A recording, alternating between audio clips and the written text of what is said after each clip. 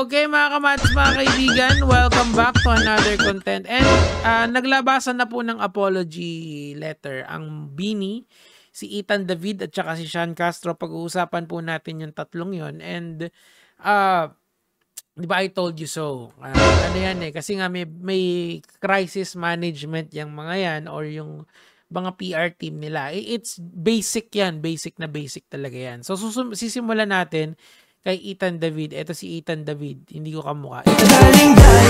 Teka lang. Yan. Siya yan. So, mga danceries tong mga to and mga tiktokeries din. So, basahin na natin yung sa kanya. Ito, yan.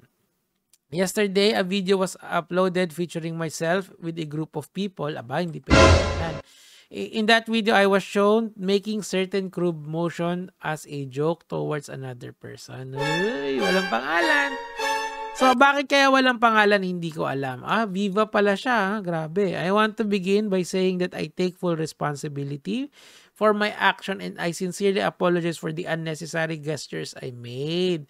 I understand how offensive my actions appeared, and as a person who wants to show only the best of myself, I let everyone down. Okay?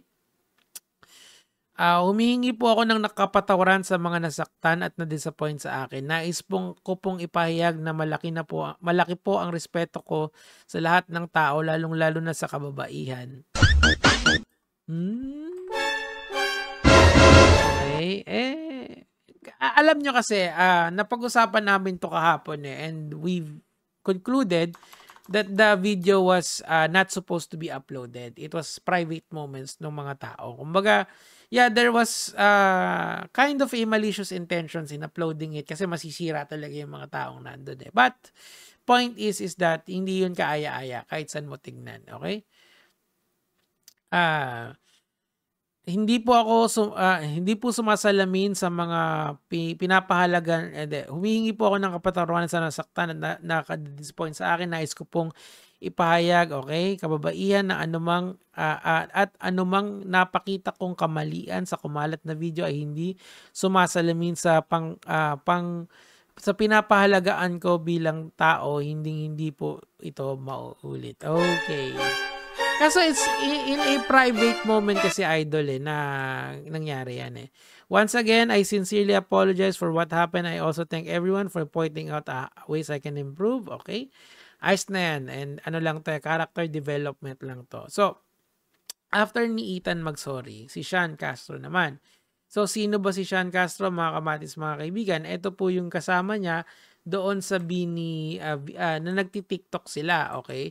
Take note mga kamatis, mga kaibigan na ito pong mga bagay na to is nangyari po ito in a span of a few days. Ito si Sean Castro. Yan siya. Tulog muna, sleep muna. And, well, it's a very, medyo nakakaguluhan. Ito, tingnan natin ano to. Kita mo yan I love, okay, hindi, ano kasi to diss sa kanila to nung internet. Ganun talaga. Gagawa ng fake account, tapos gagawa ng ganyan. So, si Sean Castro din, naglabas na rin ng apology. Okay? And nasa Inquirer to. Grabe naman, Inquirer. Ganun baka, well, malaking issue to kasi one of the biggest girl group, ang Bini. Hello everyone. First of all, we would like to apologize. Kita mo yung phrasing nito Kasi mukhang mas mukhang mas hindi may management din to kasi nga galing to ng GAT. Di ko alam kung ano yun basta may management din to. Lahat sila meron We apologize to everyone who got offended, triggered, or hurt in the action scene in the video. We can assure you that no minor or anyone was physically, mentally, sexually, or any manner. So, I guess ang nililink kasi ng mga tao ay etong si Sean Castro doon sa alleged Ashley na 13 years old. Okay? So, I guess kaya siya yung nag-a-address nito. Gets nyo? Kasi mamaya, babasahin natin sa Bini na iba naman yung atake ng girls. Okay? Hurt physically, mentally, sexually, or any manner. The short video was taken out of context. Okay? We do not promote actions in any manner. Pero what kind of context is that I'm trying to figure out a context that will not sound bad. Hindi ko alam eh. Hindi ko ma-figure out kung ano yon. Actually, or yung palusot ba na lang. Sige, kayo ang mag-isip dyan, mga Beanie fans. Kasi ako, I'm fresh out eh. I just don't like what happened. Okay, we do not promote those actions in any manner. Bakit we? Okay. Kasi pansin nyo yung pronouns na ginagamit dito ni Sean is we.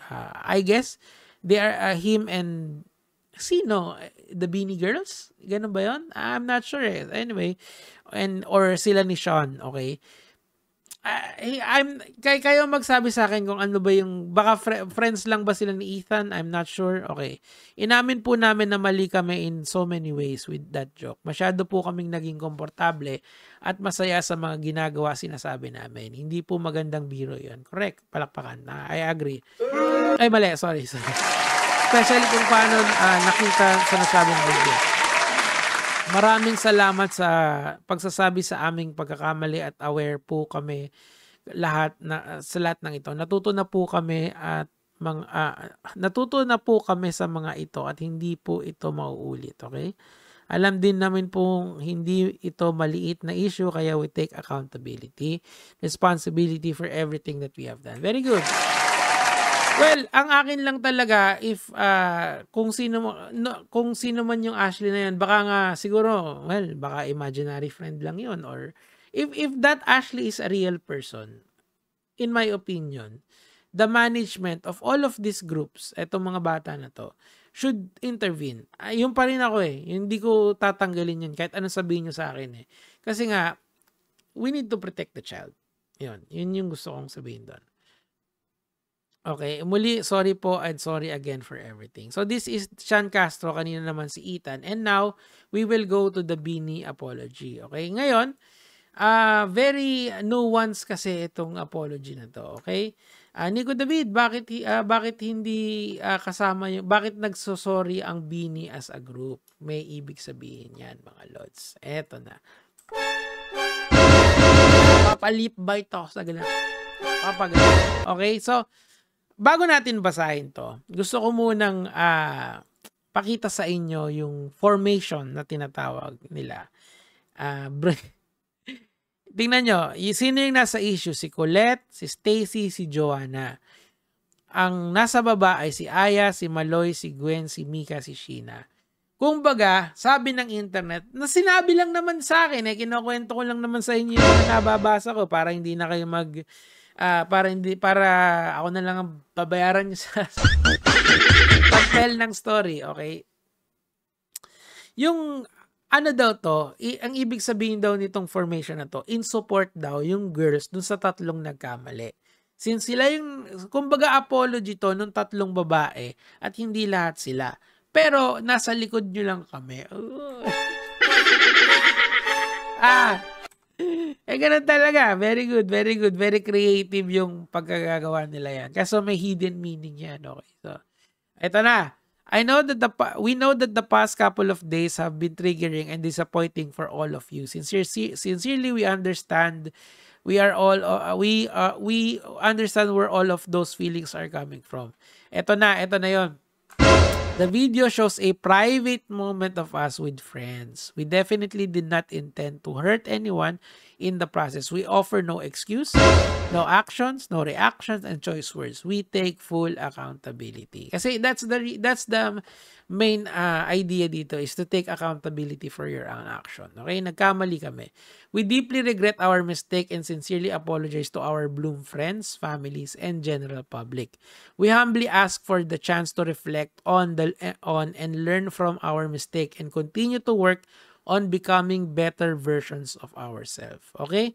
Maraming salamat po sa inyong malasakit, suporta at pag-unawa. Ayun.